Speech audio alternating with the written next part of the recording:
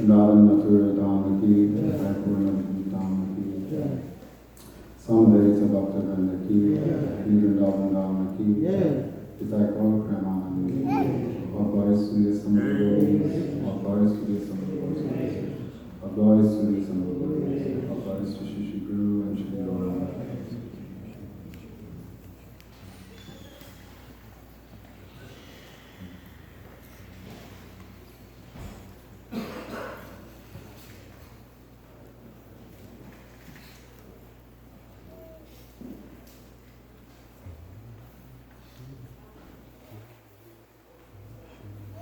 Om Namo Bhagavate Vasudevaya.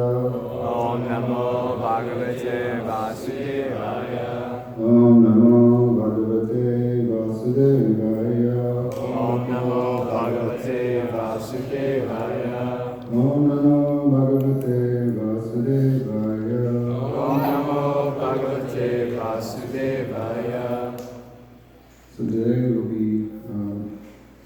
speaking from a verse from the 12th canto, chapter 13, text 18.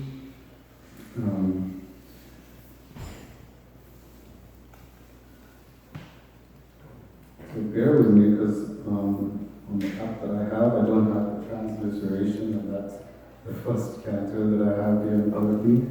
So,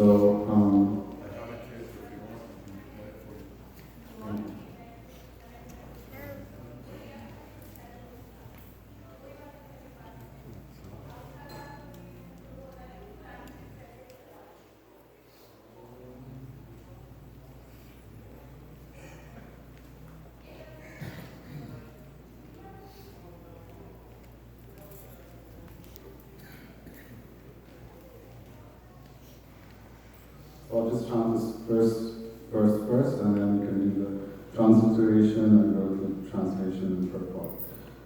Srimad Bhagavatam Puranam Yad Vaishnavanam Priyam. Srimad Bhagavatam Puranam Yad Vaishnavanam Priyam. Yasmin Paramahamsa Nityamal Yanam Param Griyate.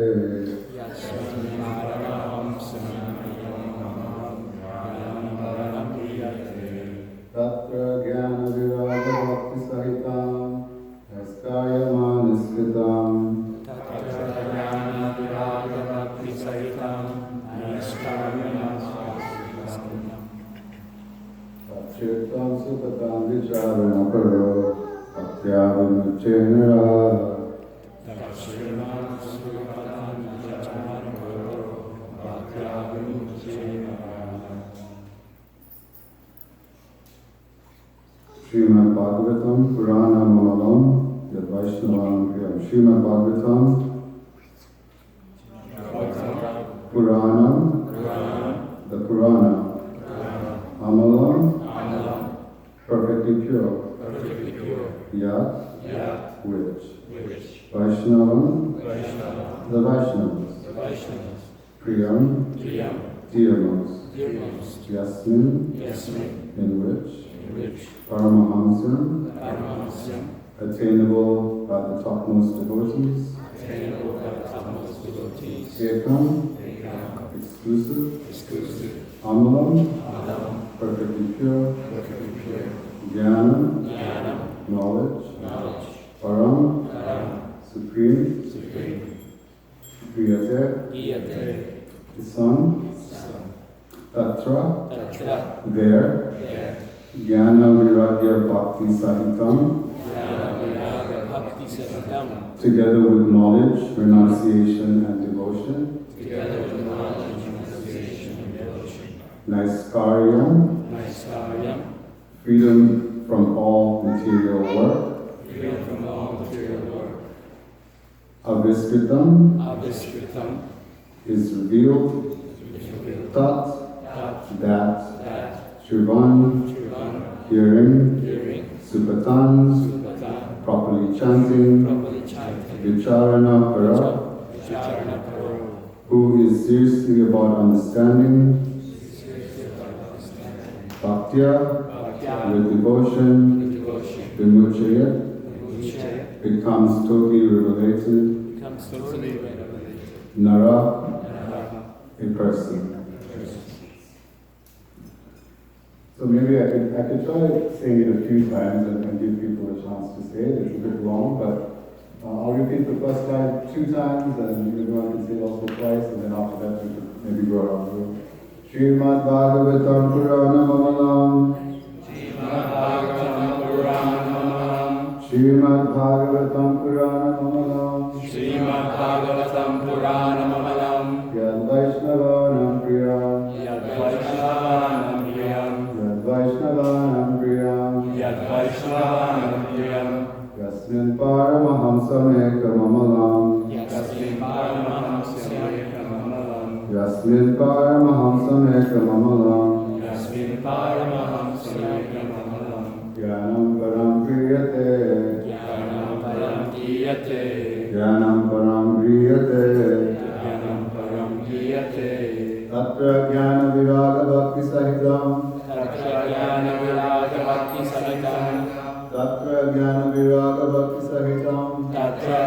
Viraga Bhakti Sahitam. Naiskarya Maniskritam.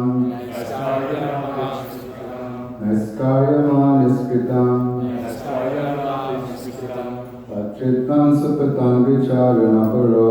Tatritam Supatam Vicharana Paro. Bhaktya Vimuchenara.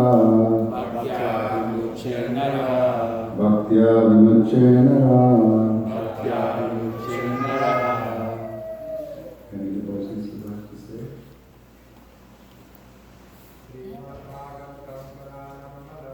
Srimad Bhagavatam Purana Yad Vaishnavanam Priyam. Yasmin Paramahamsyam Ekam Amalam. Jnanam Param Priyate. Tatra Jnana Viraga Bhakti Sahitam. Naiskarmyam Aviskritam. Tatsrivan Supadan Vicharana Paro. Bhaktya Vimuchenaraha.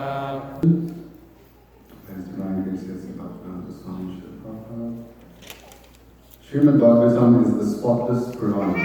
It is most dear to the Vaishnavas because it describes the pure and supreme knowledge of the Paramahamsa. This Bhagavatam reveals the means for becoming free from all material work, together with the process of transcendental knowledge, renunciation, and devotion.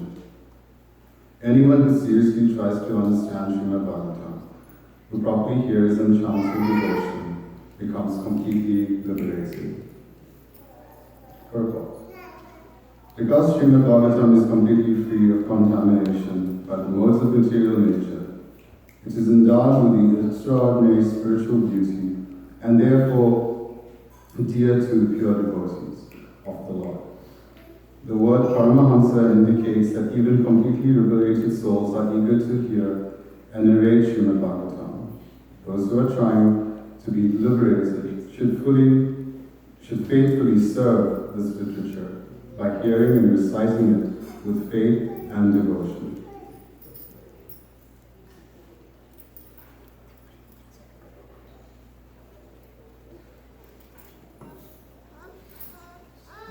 So I chose this sloka today because I think it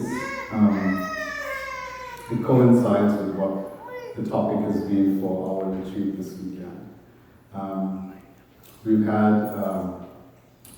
one discussion based on healthy masculinity, and we've had masculinity in the 3 modes of material nature. And so everything has been around masculinity.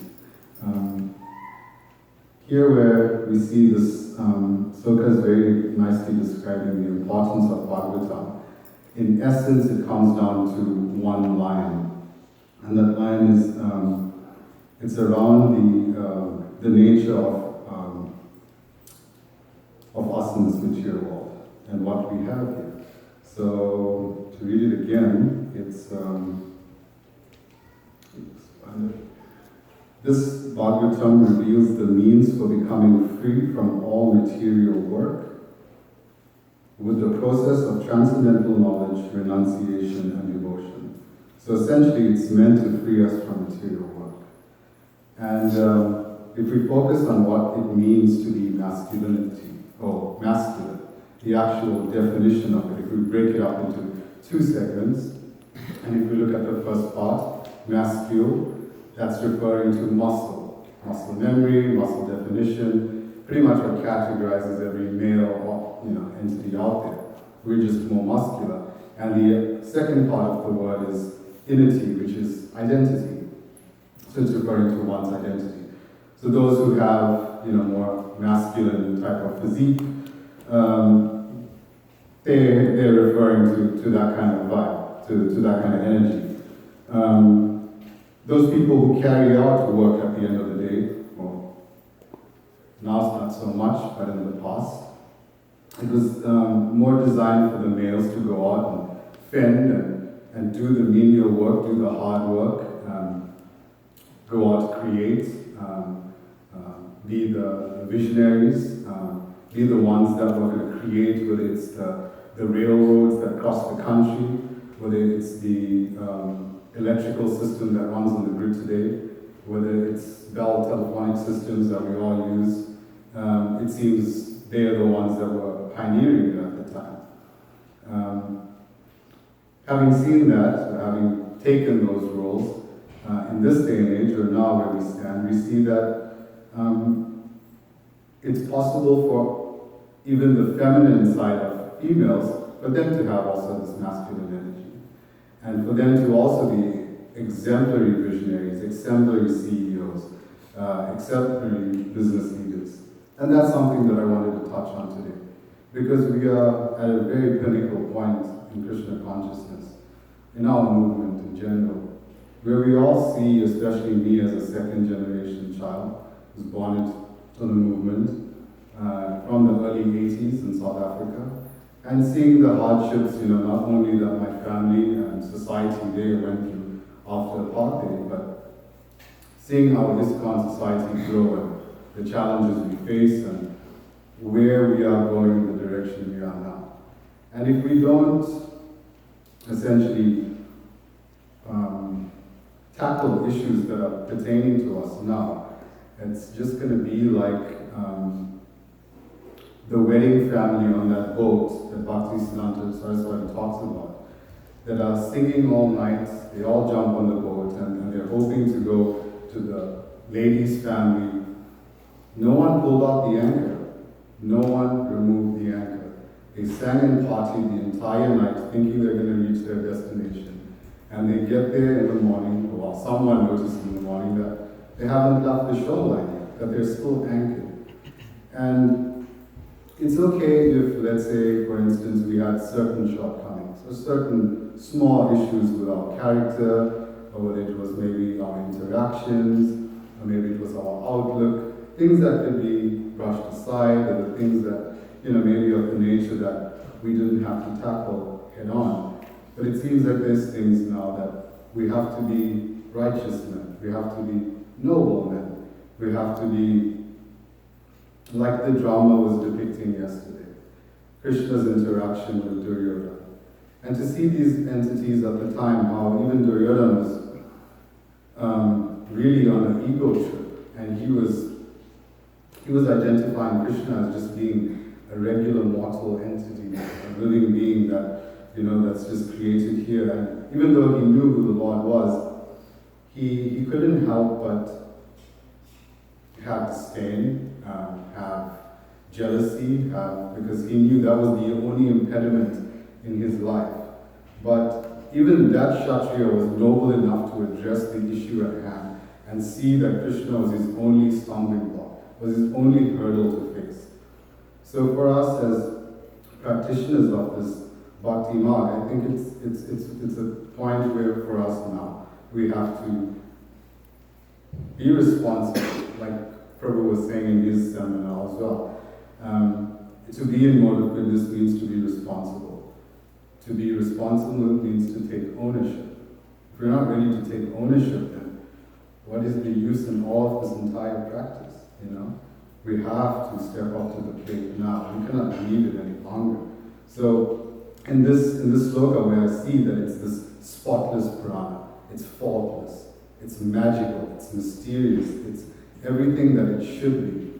Sukadeva Goswami gave it to Parikshit Maharaj, not because it was another,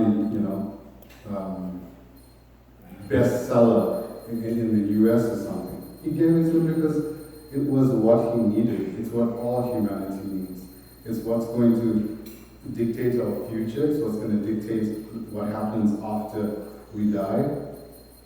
But more so, it's going to help us right now. It's going to change our behavior right now, our mannerisms and our interactions. So we all know that having relationships is very important, but if we don't build the right relationships, and if we don't have the right mood in those relationships, then it's all going to be confounded with just heartbreak and failure at the end of the day. So, going back to the point of masculinity and how this energy has come across, from the past leading to now, there's two factors of masculinity. Society at large has seen us being superior, definitely superior, and we advocate our dominance. We advocate it whether it's in the business environment, whether it's in the religious environment, whether it's in the corporate environment. We see ourselves as superior. And one thing that dictates it, it's a tap that's impossible to turn off. But what dictates it is this never-ending testosterone that we have. This testosterone is what gives us the energy to serve. It's the energy that we use to be calculative. It's the testosterone that gives us our scent, that gives us our hair, that drives us. But this testosterone also has impeding aspects because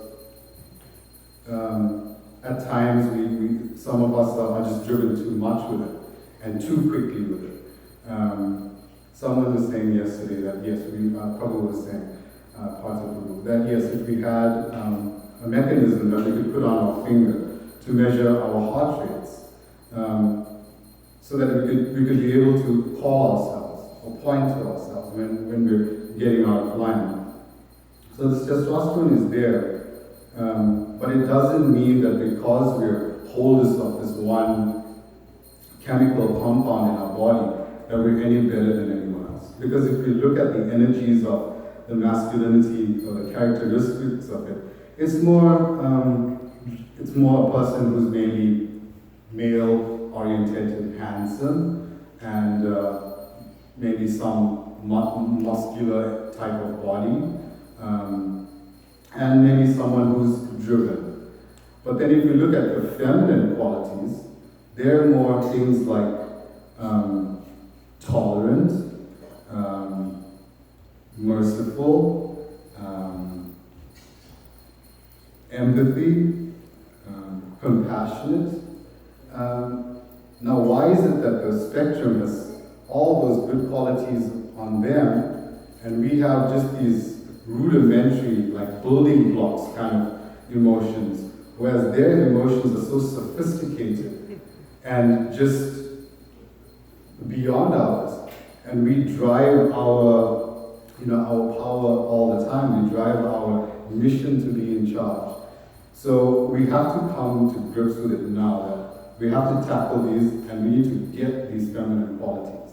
It's not like, oh, maybe that's taboo, Prabhu. No. Right now, we have to imbibe it. I was in the Gurukul system, just like Gauravani. I graduated. I stuck it out for 8 years. I got my graduation certificate. And immediately after that, I did Bhakti Shastri. And I was going to do the next studies that was available to do, but Bhakti Swami said, no, it's maybe better if you go to the US and try and help there. So I thought as a young boy, I'm 16 years old, I don't know much, but I'm thinking, wow, I know so much in the world, and I have all this energy and drive. And when I come to the US, I'm like, wow, things are a lot different from what you painted to me. And he explains to me that, you need to balance out your emotions here. Because the energy that's here and the energy you had in Vrindaban, and the people that you had around you, the well-wishers that you had around you, they were definitely maybe more balanced people because they were in the Dham and they're reading and studying and just being blessed continuously. Whereas here you're going to have people who have their own agendas, who have their own missions, their own, ideals, and, maybe you could be in a dress of a Vaishnava, maybe they could not be in a dress of a Vaishnava, but still that mentality to be in power and control is not going to go anywhere. So he's like, when you get it, including you one day or including anyone else one day, cherish it and don't take it for granted. And be mindful that you're impacting so many other lives by decisions that you make. But he's like, one thing he always told me, if you see something, say something. It's like when you're at an airport, they have the same. When you're at a bus station, they have the same. When you're at a train station, they have the same message. Yet when we're in an organization as large as this, and if we see something, and if we want to say something, it's immediately you're told, this is not the time, place, and circumstance for it, or you don't know the exact circumstances of what's going on.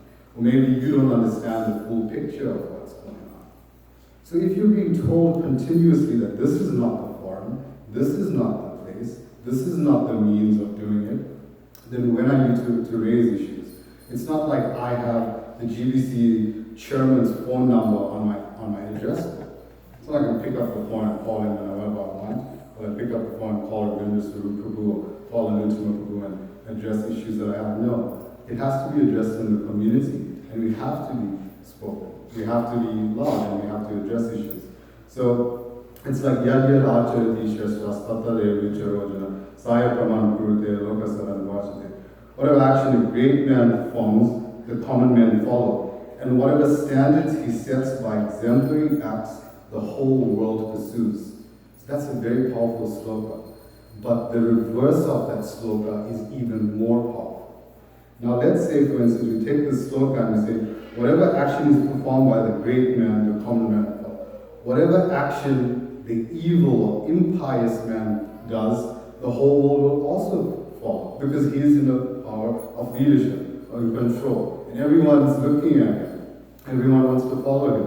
And the second part, and whatever standards he sets by exemplary acts, the world will pursue. Whatever acts he performs by those actions that are not so exemplary, the world will also pursue. We're seeing that today. We're seeing the division in countries. We're seeing the divisions in society that are just made by a certain few individuals. Or we're seeing the behavior either of those in ISKCON and outside of ISKCON that need to be addressed. Sometimes, unfortunately, it seems that we're the bad person, but Krishna would want us to follow this Dharma. We are people of Dharma.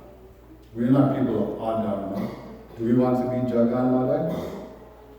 Gauravani explicitly said, Nityananda Prabhu walked up. He wasn't just walking down the street and saw two random people on the side of the road that he said, oh, these are the next two people I will preach to. Let me put my energy on them. He knew all too well the history of these two guys. He knew their biography. He knew exactly what his motives were and how to address it. And he went directly to them. Haridas Thakur was extremely scared. He didn't want to join him. He was running away, but he had to follow Nityananda because they were a team. And they got there and they addressed the issue. So similarly, right now, we are at this point where if we don't start addressing these, there can be such big stumbling blocks. And I'm not thinking about myself. I was one of those few individuals that joined up the group in the Yajneshala who's looking for a potential wife in the future. That means I want to have a child. That means I want to bring a child into this ISKCON movement.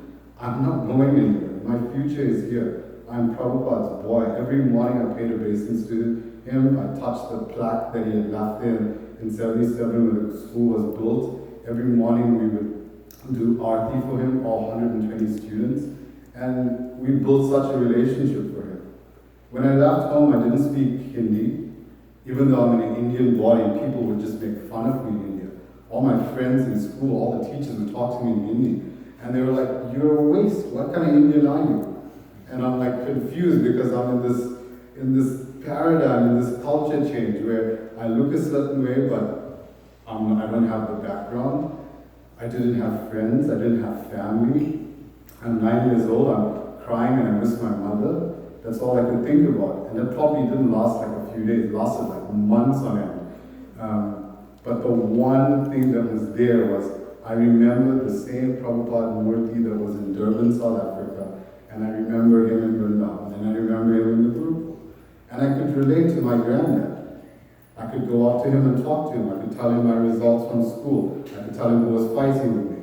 I could tell him someone stole my birthday. I could tell him whatever was the issue, whatever good happened, whatever negative happened, but I built that relationship with him. So it's really important that we personalize this. And yes, this Bhakti Rasamrita Sindhu has so many stages for us to get to the level of Bhava Prema. But it's the humane aspect that we need to build first. We have to be relatable, we have to be personable, and we have to care for our fellow man. Not to make a generalization, but other faiths have this and have failed at it as well. Christianity, when you walk into the door, immediately your brother Kesava or your sister Sarah, and they build on that and they work on that. And every single person's worked on. No matter how large the scale is, but you're constantly being tied. You're not left to be idle by yourself. You're grappled in and pulled toward one another. So even if you're not there for the faith, you're there for the camaraderie. That's actually why I came this weekend. I came for camaraderie because I don't know anyone in the US. I don't have any friends. I left everyone in South Africa just 3 months ago. And now I'm here and I was thinking, how am I going to do this? I miss home and I miss everyone. Of course I'm an adult, so I have to get through this. I'm more mature about it. But I was like, it would be so nice if I just had more interaction with Vaishnavas. And so I think we're all here for that Sangha.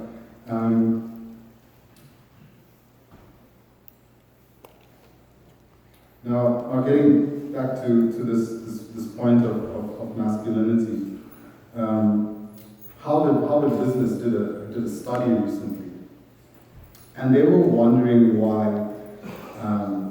women in the corporate world weren't given roles of leadership. And they found that it's not that the females weren't applying to these positions, or that the positions would kind of maybe be very few and far between. There were ample roles for them to shine and execute themselves. It was mainly because there weren't individuals to remove the corrupt men from their roles. That was the number one reason. They weren't people to actually remove the rotten apples from the box, so to speak. I'm sorry for being so frank, but I'm fairly pragmatic and practical. And unless we're being practical right now, we're not going to get across. So they found, it's not me, it's Harvard Business School, but they found that in order to get the change, that we're seeing so evident now, whether it's in Pepsi or whether it's in Fox News or any one of these corporate companies, the heads of the company, these companies are failing tremendously based on the backlash from the public or based on the backlash of their own sponsorships. Their own sponsors don't want to give money to these corporate agencies because of their maltreatment of their employees, especially in the feminine sector. They're like, how can we stand for this? How can we give you millions of dollars knowing that you're going to be mistreating your certain employees or a certain profile of employees or people with certain belief systems? That's not inclusivity. How is that helping anything? So after receiving this backlash, they're waking up. So for us as a movement, if we're really trying to get New Age sponsorship, if we're trying to take it to the next level, to address it to the world that, hey, we've moved on, maybe we had some rifts in the initial stage, we're a young movement, we're starting off. But now maybe 30, 40, 50 years later, we should have addressed these issues. We should have come to the forefront and said, hey, in order for us to be appealing to the masses at large, yes, we can have very sweet kirtan. We can have amazing prasad. We can have such nice sangha, but that's just on the surface.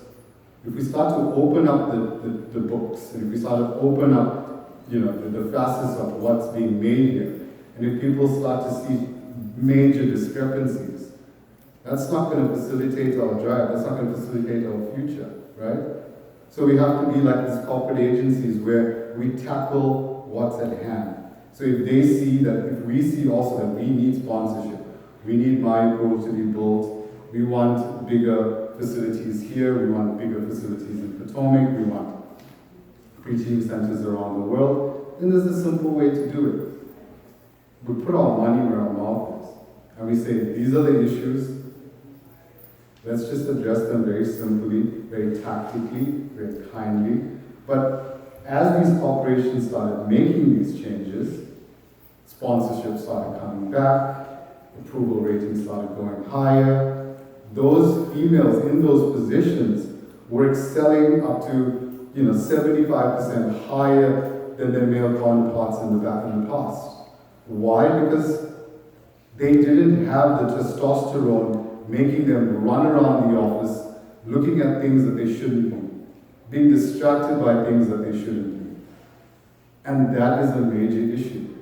Because whether it's the president of the US, who's doing the same exact thing, and who has a past that's just rippled with whatever, or whether it's any other agency for that matter, you're seeing this there, and it's in our face right now. And it's such a good talking point because we can use this is tangible, we can use this to our effect and aid us to further Krishna consciousness and to just better our society, better our movement at large.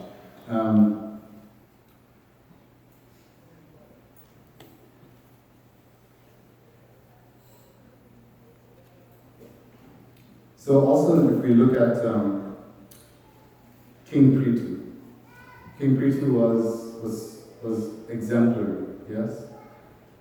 Every one of his citizens